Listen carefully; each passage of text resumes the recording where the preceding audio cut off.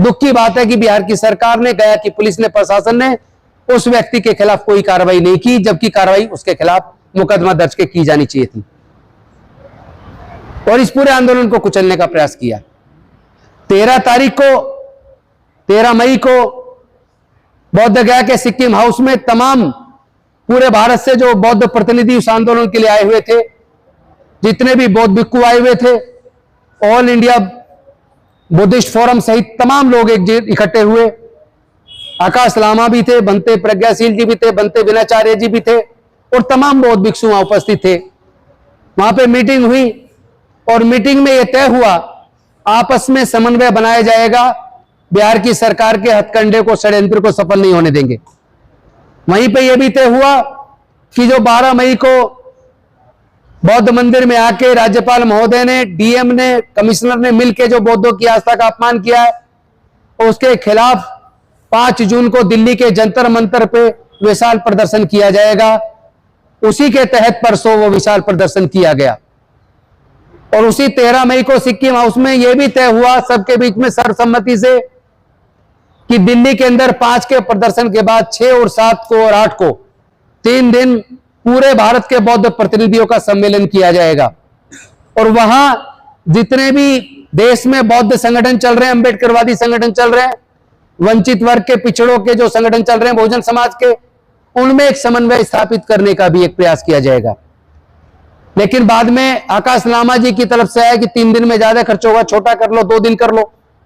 तो उनकी बात को मानते हुए उसको 2 दिन का प्रतिनिधि सम्मेलन किया गया, जो अंबेडकर भवन में कल से चल रहा है, और आज अनेकों निर्णय लेकर उसको समापन किया गया, सबके लिए मंगल कामना के साथ। और उस सभा में अनफॉर्चुनेटली आकाश लामा नहीं आए, हमें नहीं जानकारी है वो किस चीज में व्यस्त है, लेकिन पूरे देश के 500 के आसपास प्रतिनिधि उस सभा में आए। 19 राज्यों के प्रतिनिधि आज सभा में उपस्थित रहे हैं। सबने देखा कितने शांतिपूर्ण वातावरण में 2 दिन से प्रतिनिधि सम्मेलन चला। 8 विषयों पे चर्चा हुई। सर्वसम्मति से चर्चा करने के बाद, लेंदी डिस्कशन और हेल्दी डिस्कशन करने के बाद, बौद्ध भिक्षुओं के सानिध्य में आज सर्वसम्मति से फैसला लिया गया।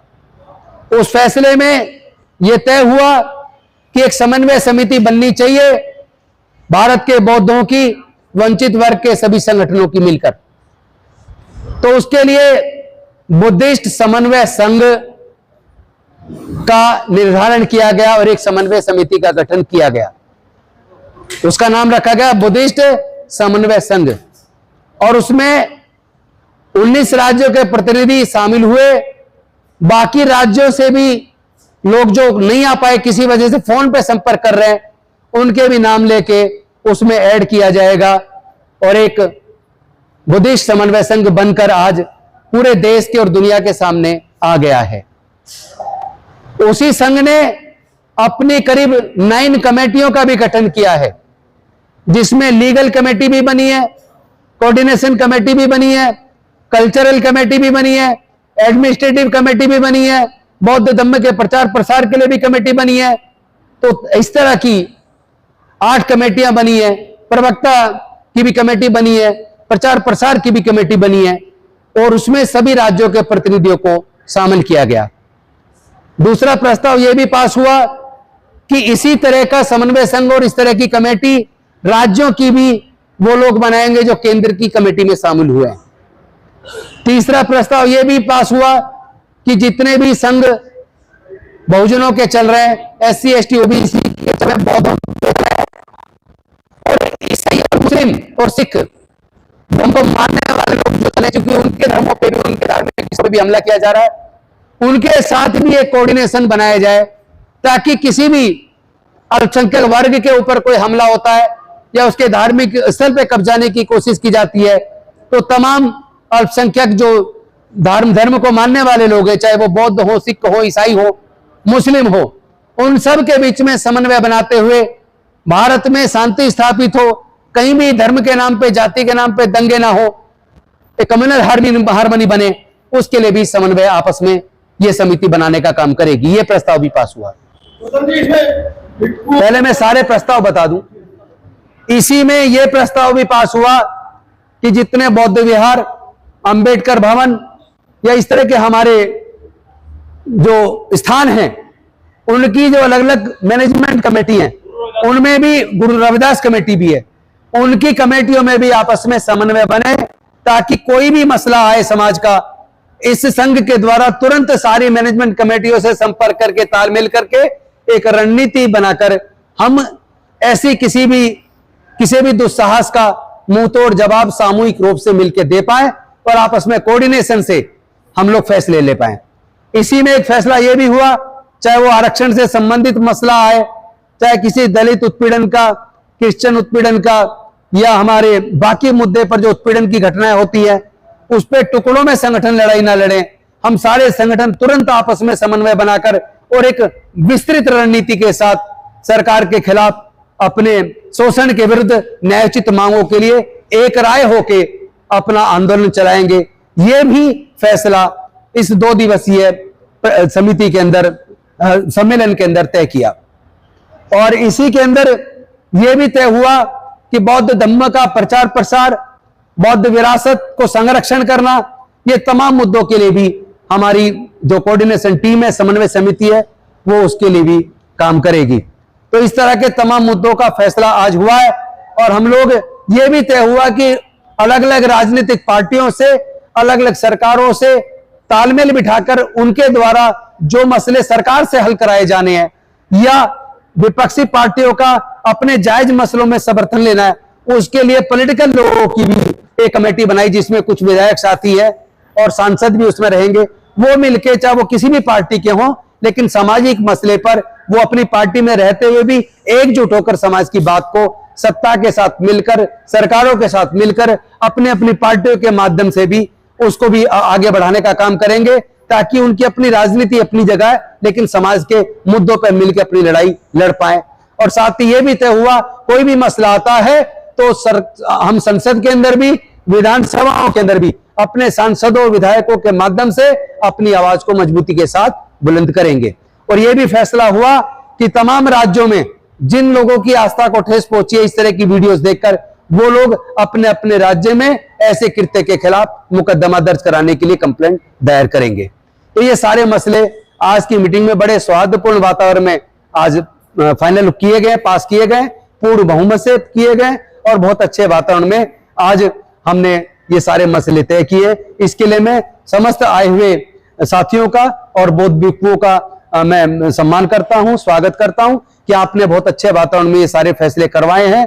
आगे की प्रेस कॉन्फ्रेंस को संबोधित करने के लिए हमारे जो प्रवक्ता निर्धारित किए गए हैं, आदरणीय बुद्ध अलंकार जी, बीपी निगम साहब, आप लोग आगे की बात रखें। उससे पहले अगर कोई सवाल पूछना आप चाहते हैं तो आप पूछ सकते हैं।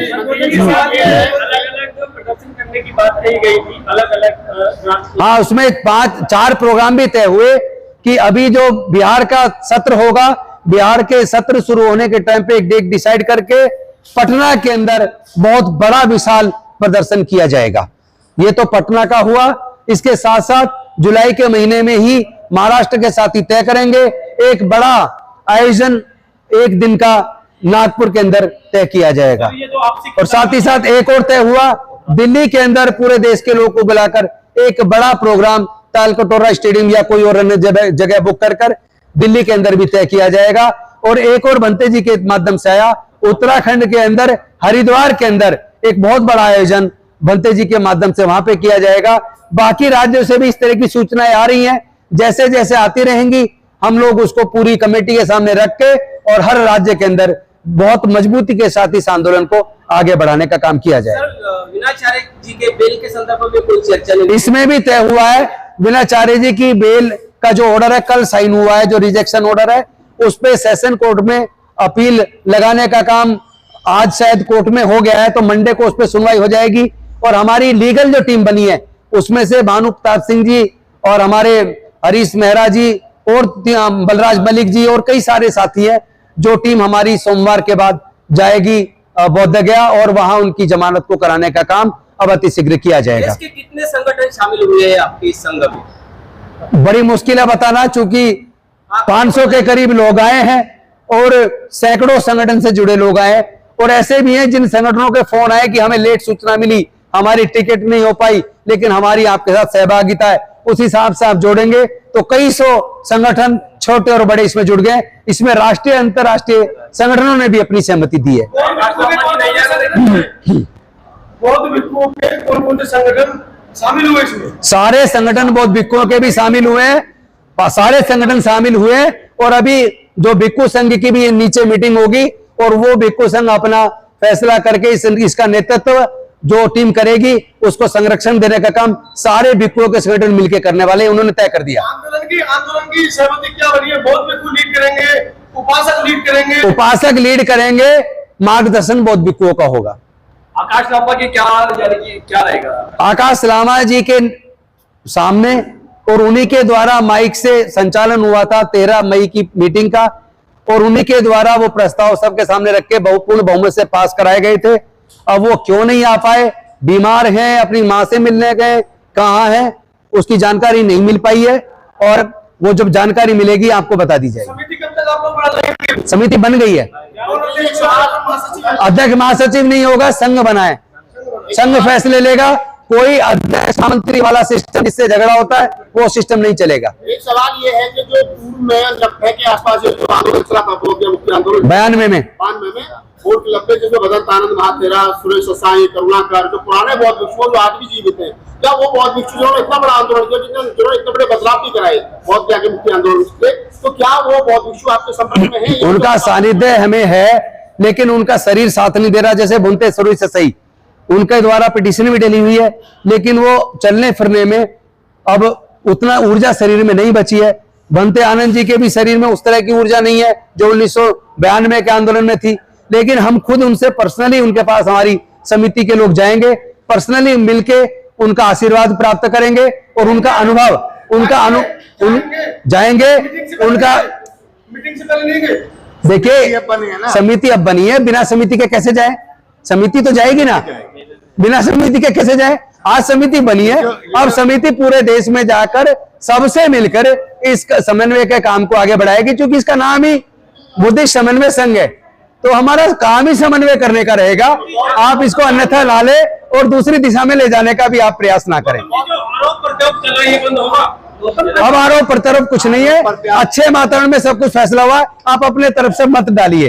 मेरा एक सवाल है, भारतीय बौद्ध महासभा जो नागपुर की है वो यहाँ पे शामिल नहीं है, और दूसरी बात मीडिया का कोई, यानी जो बौद्ध मीडिया है उसकी कोई प्रतिनिधि यहाँ पे है क्या? देखिए, हमने जो 2 नाम आ गए थे, अभी जो हमारे लोग मीडिया, बहुजन मीडिया चलाते हैं, उनसे सबसे व्यक्तिगत बात करके उनमें से नाम लेके जो हमारी मीडिया की टीम बनने वाली है उसमें उनको इनकॉर्पोरेट किया जाएगा, फिर उसकी घोषणा सार्वजनिक की जाएगी।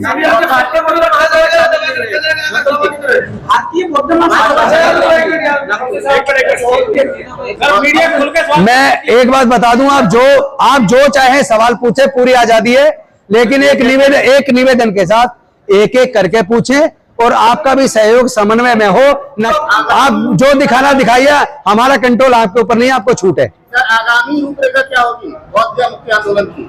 आगामी रूपरेखा जो समन्वय समिति बनी है, आगामी रूपरेखा में ऑलरेडी 4 प्रोग्राम हमने डिक्लेयर कर दिए हैं। बाकी समन्वय समिति तय करेगी कि आगे के आंदोलन को कैसे बढ़ाना है। तो सर अलग अलग शहरों में आप कर रहे हैं, अलग अलग राज्यों में कर रहे हैं, बोध गया में क्या होगा? क्या वहां उसको? मैं वही बता रहा हूं, आंदोलन बिल्कुल भी सस्पेंड नहीं हुआ है, आंदोलन लगातार चल रहा है।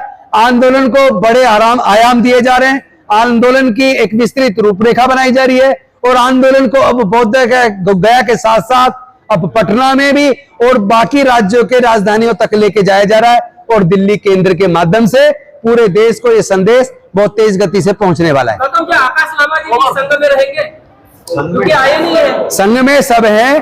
अब जिसकी कोई मजबूरी नहीं आया तो वो बाद में आके बता दे। सबको शामिल करना खुला मंच है, कोई यहाँ पे विद्वेष नहीं है, सभी के प्रति करुणा और श्रद्धा भाव है। लेकिन अपने मन के विकार त्याग कर अगर अच्छी भावना के साथ कोई आना चाहता है, उनका स्वागत है, आइए नेतृत्व में शामिल हुई। पता है ना, समन्वय समिति करेगी सारी चीजें। अभी घोषणा कैसे कर दे?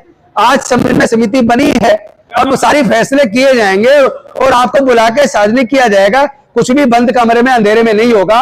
जो भी तय होगा आपको प्रेस कॉन्फ्रेंस आपके माध्यम से करवाकर और घोषणा की जाएगी। बिहार में इलेक्शन विधानसभा के इलेक्शन आप एक टारगेट एक व्यक्ति का छोड़िए, इतना बड़ा समन्वय संघ बना है, एक व्यक्ति लीडर नहीं है, राजेंद्र गौतम महत्वपूर्ण नहीं है, समझ लीजिए। राजेंद्र गौतम महत्वपूर्ण नहीं है, आकाश लामा महत्वपूर्ण नहीं है, महत्वपूर्ण महाबोधि महावीर की मुक्ति है, महत्वपूर्ण हमारे बौद्धों की विरासत का संरक्षण और भारत बौद्ध में बने, ये महत्वपूर्ण है।